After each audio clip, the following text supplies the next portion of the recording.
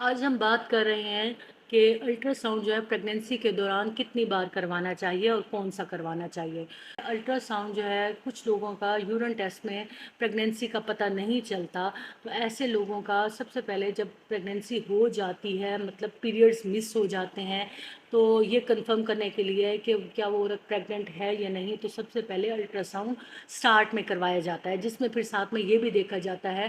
कि heart beat जो है वो आ चुकी है या नहीं। तो सबसे पहले अल्ट्रासाउंड वो जो करवाया जाता है उसे डॉपलर अल्ट्रासाउंड कहते हैं, जिसमें ये देखा जाता है कि बच्चे की ग्रोथ ठीक हो रही है, उसकी हार्ट बीट आ गई है या नहीं। नॉर्मली अल्ट्रासाउंड जो है एक कंफर्मेशन के वक्त करवाया जाता है, स्टार्ट में करवाया जाता है, जो कि डॉपलर होता है। उसके बाद तीसरे महीने में अल्ट्रासाउंड करवाना चाहिए, फिर छठे महीने में, फिर 9वें महीने में, और उसके अलावा डिलीवरी से पहले। और इसके अलावा जो और ज़रूरी बात वो ये कि डॉपलर अल्ट्रासाउंड जो है